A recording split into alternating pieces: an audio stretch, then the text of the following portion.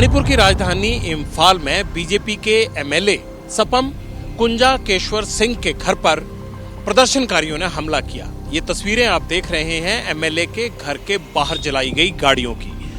24 घंटे पहले ये हमला किया गया था और प्रदर्शनकारियों का ये आरोप है कि जिस तरह से सरकार की तरफ से दोनों समुदायों के बीच में जो हिंसा चल रही है उसको रुकवाने के जो प्रयास होने चाहिए वो नहीं हो रहे हैं। ये तो तस्वीर एमएलए के घर के बाहर की है, लेकिन प्रदर्शनकारियों ने एमएलए के घर के अंदर के हालात को भी नहीं बख्शा।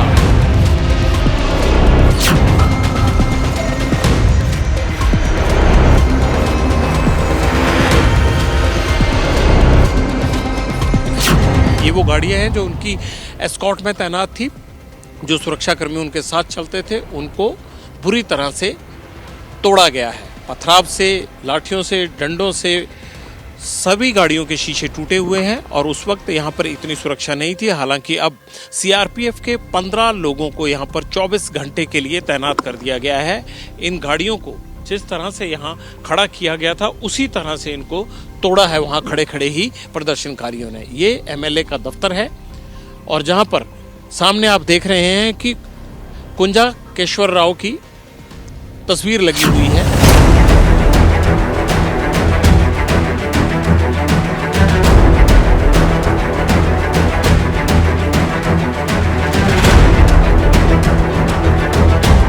ये सुरक्षा की और उनकी पर्सनल गाड़ियां हैं जिनको बुरी तरह से प्रदर्शनकारियों ने तोड़ा है। इन गाड़ियों के शीशे चकनाचूर कर दिए गए हैं। ये एक प्राइवेट गाड़ी खड़ी है, इसको भी तोड़ा गया है बुरी तरह से। और ये देखिए एमएलए के घर और दफ्तर के बाहर जो फ्लावर पॉट यानी जो गमले रखे हुए थे उनको देखकर ये समझ आ जाता है कि कितनी बड़ी तादाद में और किस तरह से हिंसक भीड़ ने यहाँ पर तोड़फोड़ की होगी।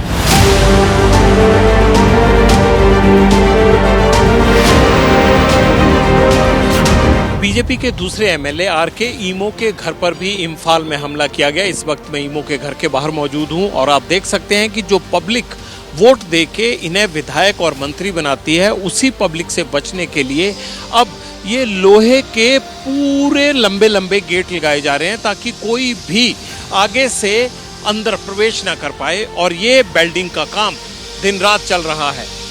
ये गेट इसलिए लगाया गया है क्योंकि यहाँ भी शनिवार और इतवार को जिस तरह से भीड़ ने हमला किया, ये सामान को तोड़ दिया गया, ये जो लगाया गया था, और भीड़ अंदर घुस गई।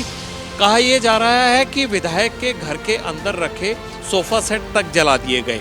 अब ये भीड़ जो वोट डालती है वो अंदर ना घुसे, उसको रोकने के लिए ये लोहे की बड़ी बड़ी शीट्स लगाई जा रही हैं। इन गेट्स को लगाया जा रहा है और देखिए ऊंचाई कितनी ऊपर तक है ताकि कोई भी अंदर किसी भी हाल में ना घुस पाए।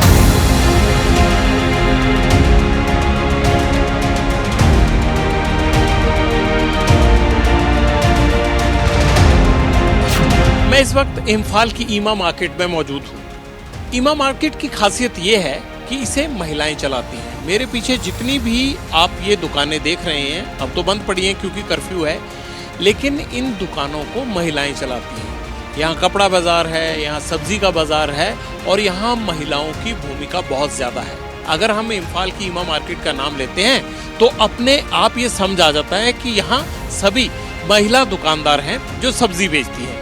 लेकिन आजकल ये महिलाएं सब्जी बेचने की बजाय अपनी दुकानें बंद करके दिन रात के धरने पर बैठी हैं। इंडेफिनेट स्ट्राइक शुरू की गई है और इस स्ट्राइक की वजह क्या है? वजह वही कुकी और मैताई समुदाय के बीच में पिछले लंबे समय से चल रहा खूनी संघर्ष। आप क्या चाहते हैं? अब तो हम लोग हटने वाला नहीं है। हम हर जगह बैठ सकते हैं। ये परसों से शुरू हुआ है, जब से हम लोगों ने लाशें मिली। हमारा मांगे ये है कि जल्दी से जल्दी कुकी आतंकवादी के ऊपर कठोर जवाब दे, उसके ऊपर ऑपरेशन चालू करे और भारत सरकार और उसके साथ जो एग्रीमेंट करके जो उसने कहाँ पे कैंप बना दे दिया उसको अभी हटाना है। अगर केंद्र सरकार राज्य सरकार मिलकर अगर ये हटाना काम नहीं किया तो हम लोग भी मुंह फेरने वाला नहीं है। अब वो घड़ी आ गई है जब बहुत गहनता से और बहुत लंबे विचार विमर्श के बाद इस मसले को हल करना होगा, क्योंकि शांति लौटेगी तभी ये लोग चैन से रह पाएंगे और तभी सरकारें ठीक ढंग से चल पाएंगी, वरना ये मुश्किल लग रहा है। कैमरामैन मनीष उनियाल के साथ जगविंदर पटियाल, इम्फाल।